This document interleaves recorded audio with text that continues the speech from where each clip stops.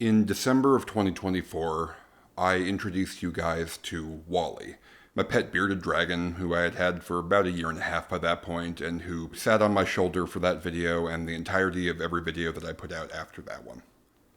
I'm very sorry to have to tell you guys that on the morning of February 25th, 2026, Wally unfortunately passed away as a result of complications from surgery. Some of you may remember that in the summer of 2025, Wally was already having some complications. At that point, she was having difficulty laying eggs. She was essentially egg bound, which meant that one of her eggs essentially got stuck in her. And luckily, we were able to take care of that situation, but it did get me to pay much more close attention to her reproductive cycles, and I realized that she was showing some unusual behaviors coming into her newest egg laying cycle, which began in January. At that point, I brought her in to the vet, and the vet recommended that we spay her. Spaying bearded dragons is not standard practice because it's a significantly newer science than spaying cats and dogs, and there are significantly more things that can go wrong. But what I was told by the vet was that this was a process that would probably be worth it for her long term.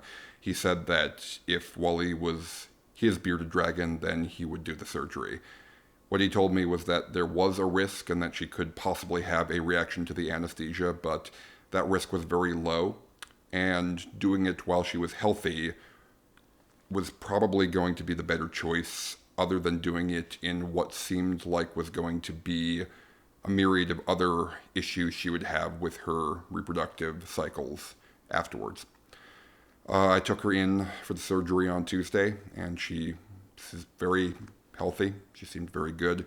She seemed like she was ready to do the surgery. I got a call that afternoon that she had had the bad reaction to the anesthesia. It was not expected. As the doctor said, it is a thing that can happen, but in a healthy bearded dragon, it is really not particularly common. I'm not going to go into the details, but suffice to say that it did have a very visible impact on her body. The doctors seemed kind of stymied and baffled by what was going on. They gave me multiple medicines and treatments to give her, and then sent her home with me. I cleaned her up, put her in her tank, and I didn't get a chance to use any of the medications because I woke up in the morning and she was gone. And at that point, I took her back to the medical center. They did an autopsy on her to figure out what was wrong, and that was the end of that. I first got Wally in the summer of 2023. And I've mentioned this to you guys a few times, but I really don't know if I've properly communicated really just what an uncertain time that was in my life. I had just come out of the period of my grandmother being very sick, and I didn't really know what to do immediately after that. Until then, I got into the American Film Institute, and going to that school would require me to just pack up all my stuff and move to California. I'd never been on my own. I had never dealt with any of this before, and I'd also just been diagnosed with ADHD for the first time. There was just so much. I was so uncertain, and I really didn't realize until she was gone just how much Wally really helped me to get out of bed during those days when I was uncertain. I got her in August, so not too long after I began, and there were so many days where I just felt so overwhelmed, so exhausted. I was doing so much questioning of my life choices, and just getting out of bed just seemed just pointless. But I didn't really have a choice because I had this other being who lived with me, who was dependent on me. I was her dad. And I needed to make sure that I took care of her in the way that she really needed me to. And that really helped, just having some sort of element of routine and stability in the midst of all of this uncertainty. It's only reflecting on it now that I'm realizing just how remarkably helpful that was to me. And that is really, I don't, that's just the tip of the iceberg with what Wally was able to do for me. She was the perfect companion for somebody in my situation. She was just so sweet. She was so docile. She was just so chill and relaxed. And she was perfect. She gave me affection and love when I needed it. And then when I was super busy, she was perfectly fine taking care of herself. Like, I loved taking her out and having her sit on my shoulder and crawl around my desk while I was working. But I also just there was so much time I had to lock myself in a dungeon to go get a bunch of editing done. And she was fine taking care of herself. As long as I gave her her food, she was just, thanks, Dad. You go do what you got to do. I got this. And that's not even getting to YouTube. Like, there's no other animal who would just sit on your shoulder the way that Wally would. Just sit there for hours on end when I do this recordings, just sitting there, occasionally crawling around a little bit, but mostly just being so interested in what I was doing. And I really do feel like the vibes of the videos that I've been putting out ever since I got Wally, the vibes have honestly just been so much better, because if it's just one guy who's just sitting alone by himself talking about music, that's I don't know. That's just so different from when you just have another being present with you, in the shot with you, just constantly being active and dynamic. I was just so excited to show her to you guys and to just let you guys love her as much as I do. And you did. You showed so much love, so much care for her, so many beautiful, amazing comments about how Wally was the best thing to ever happen to my videos. It made me really, really happy. And I know that I'm not the only one who's taking this loss really hard right now. And something that's worth noting is that bearded dragons, just in general, are truly, truly amazing creatures, but I really do feel like Wally herself was something really exceptional. Even people who knew bearded dragons, who saw them a lot, I would get so many proactive comments wow, she's just really active, really attentive. She really is just, you could just tell her personality so much. She's just so curious and so uninhibited. She's just got so much going on in her head, and you could see it. Every time that I took a really deep look into her eyes, I could just see how much was going on in there. She really just took in so much of the world and was so fascinated by it. And one of my favorite things was just having her sit there watching me edit my videos and work. I don't know if you guys know this, but bearded dragons' senses of color are thousands of times more sophisticated than ours, so I can only imagine watching her watch, just having her watch this other being doing this on a computer. Just clearly, she must have known that I was doing the interaction with what she could see on screen, and what she was seeing on screen was it must have appeared so much more vibrant to her than it did for me. And then, even after I was done working, I would light a candle, because I like having a little lighted scented candle in my room, and she would just stare at it. She was just hypnotized by the fire and the flames. To be able to see like that, I truly can't even imagine what that must have been like for her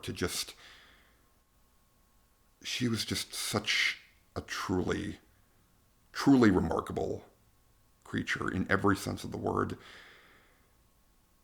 And she was really just a genuine friend to me. And it's weird to say, because, bearded dragon is so much less outwardly affectionate than a cat or a dog might be. But anyone who met her, you could tell. You could tell how much she loved being around people. Like I have no shortage of just footage of my friends just like loving her and just like playing with her and just like she was just so curious and it was just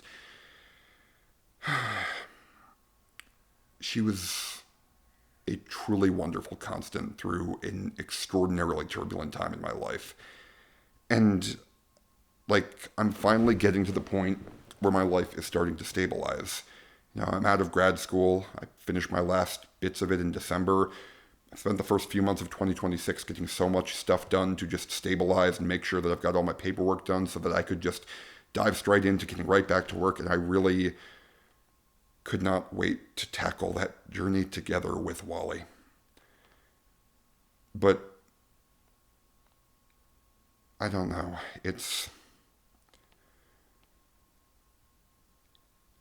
she did have to go, then I'm really glad that she saw me through the end of that period of instability. She really knew that I needed her, and she made sure that she didn't go until I had reached the point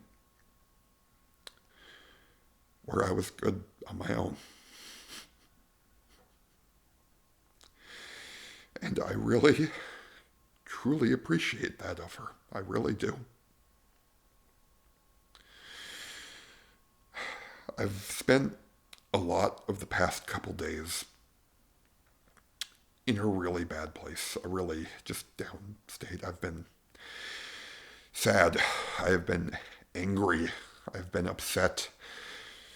I've been driven crazy by how unfair it is, and I've really just found it very difficult not to blame myself.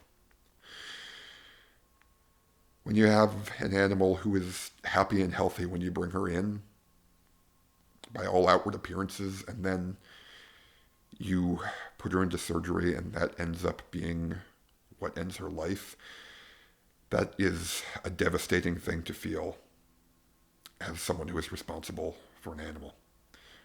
Especially an animal who has meant so much to you and done so much for you. But I'm not going to lie. Over the past couple days, this is the first time that I've cried in a while, and that's because I really have found some degree of peace with what happened. And there were a few things that really did help me get there, and the first of those was that I saw her autopsy back. When the doctors were in the midst of doing the surgery on her and saw her having the reaction, there were multiple things about that reaction that absolutely stymied them. Like these are professors of veterinary science, and like it was just they were baffled. They had never seen a reaction like that. They really genuinely thought that this was going to be something that she would come out of the other side of no problem. And it was only after they did the autopsy that they found out that apparently there was much deeper problems going on in her than they initially thought. As it turns out, the issues that she was having with laying her eggs over the summer, that really did portend to something that none of us really could have seen coming, which was that her entire reproductive system, apparently from the time she was born, was just really, really jacked up. I won't go into super detail of it, but the basic version is that it was essentially working in overtime and producing more eggs than her body was able to handle. And some of those eggs basically stayed inside her much longer than they should have without her properly reabsorbing them, and that caused problems. And possibly as a result of that, or possibly for a reason related to that, she was also showing the early signs of ovarian cancer. And that is really something that put things into perspective for me, because the doctor made it very clear to me that not only was this something that I could have done absolutely nothing about, but that this was not anything as a result of the care I was giving her. This is just something that was just intrinsic in her and is only now coming to light as she, was old enough to start laying eggs more frequently. But again, it was also something that had kind of stymied them. This was something that they really did not know. They didn't have any way of predicting it, and they didn't know that there was any way to deal with it. So, in a very real sense, what that means is that it's very likely that if I hadn't taken her in to get that surgery, again, the surgery was for a spaying. It was supposed to be to remove her ovaries, and the ovaries were the ones that were causing all of this. So if I hadn't done that surgery, if I hadn't taken her in to get spayed, then based on the way the inside of her looked, it's very likely that within the next couple months she would have gotten very sick and in all likelihood would have died a much more painful and drawn out death. It's really hard to say and even think, but having a reaction to anesthesia in a controlled environment while healthy or while being outwardly healthy and then immediately being put on painkillers so that the pain of that was being reduced and then having the chance to come home with me one last time, let me take care of her, wipe her down, just put her in her enclosure and see home and, look at her candle one last time.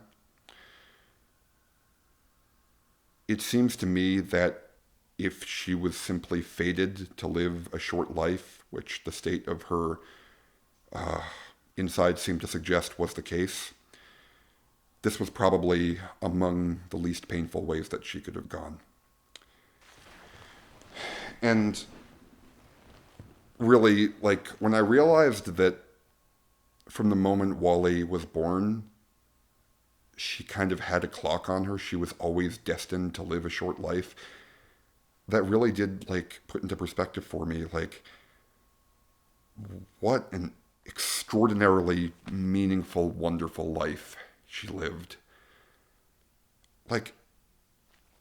It's just, how many bearded dragons, really, how many bearded dragons, can say that they helped their human through one of the most challenging periods of their life, got so much love from everyone that person knew, became an icon of a YouTube channel?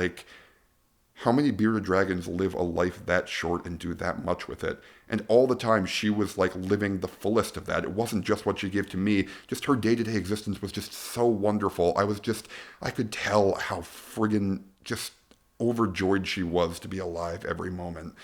Again, even people who see bearded dragons all the time were just you really got someone special here. And I really did. And the crazy thing is that, I can't even believe this, think about it, but even in death, she's still giving. It's like I said, her situation is something which is not particularly well understood. Overall, this kind of, specialized care for bearded dragons, the kind of medical science that is used to take care of them, it really is a very young science. And the doctors asked me for permission to use the extensive photos that they took and notes they took about Wally, both while they were taking care of her, and also what they found during the autopsy. And they're going to take that to the university they work at, and they're going to use that to open a study to try and understand this better. So what that means is that hopefully, my hope is that, in however many years, this will be something that's better understood. And, if another bearded dragon finds herself in the situation that Wally was in, hopefully the science will get to a point where they will be able to take care of that and, be able to treat it better. And I really hope that they'll be able to learn something from studying Wally that will help them get to that point. So in every sense that you can possibly think of, in the life that she lived and even what she was able to give in knowledge through how she passed away, I could not have asked for a single better thing for her. I could not have asked for a single way that her life could have been more meaningfully lived. And quite frankly, even if I knew that she was going to have a life this short, if you asked me, would I go back and trade in Wally for a bearded dragon that I knew would live, their full 10 to 15 year lifespan? Not a chance in hell. Wally is my lizard. She's the one I picked. She gave me so much, and I would not trade the 2.5 years that I had with her for the world. it really does not make this any less difficult to say goodbye. This happened 4 days ago, and I've gone through a lot of processing, and this video is kind of me putting a button on that processing, sharing it with you guys, and there's going to be some hard stuff coming forward. Wally is going to be appearing on my shoulder in part 1 of the Worst Hit Songs of 2025 video, which I'm nearly done with. I did not get a chance to record part 2 before she passed away, so you will not be seeing her in part 2.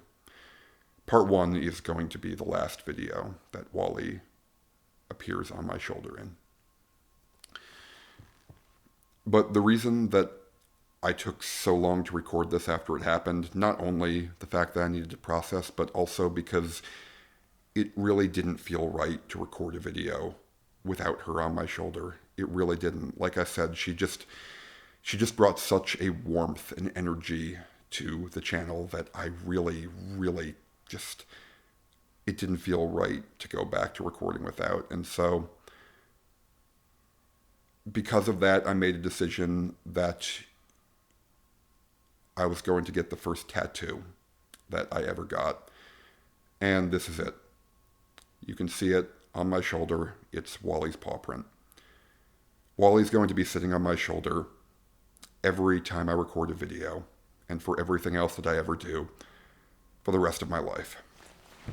I'd also like to give a shout out to my absolutely extraordinary girlfriend, Madeline, who not only helped me to come up with that idea, but she actually also got a tattoo of her own. It's a tiny little flame, just like the one that Wally loved looking at. Wally's paw print is on my right shoulder, and she got the match on her left shoulder. And so from now on, every time the two of us hug, Wally's going to have another chance to look at her flame.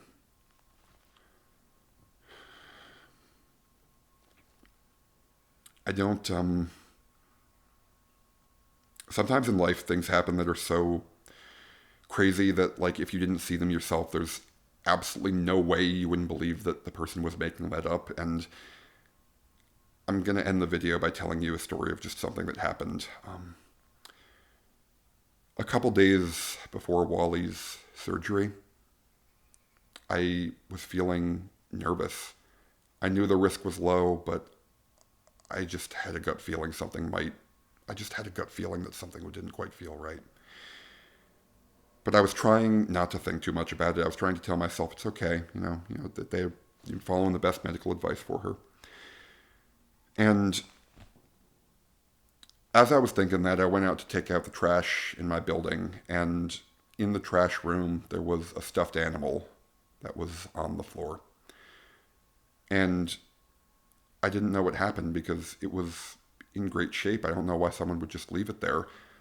So I ended up taking it back, cleaning it up, and, holding on to it.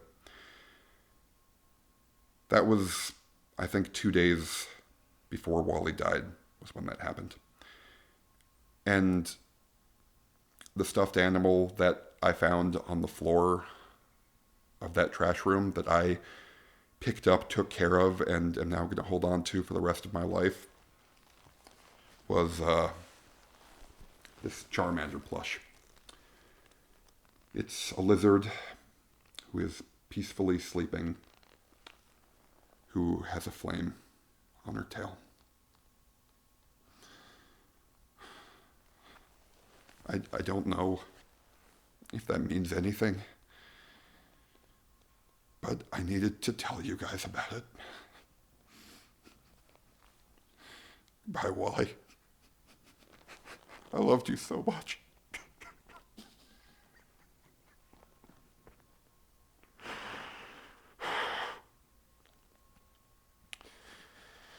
Thank you all so much for all the love that you've given her over just over a year that she's been a part of the channel. Even if she never met you guys, I know that she felt it. And I know that wherever she is,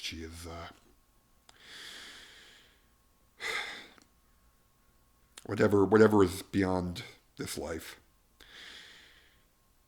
If there's any light in the life after this one, then I can only imagine how amazing it must look to see it with eyes that see colors thousands of times more vibrantly than mine can.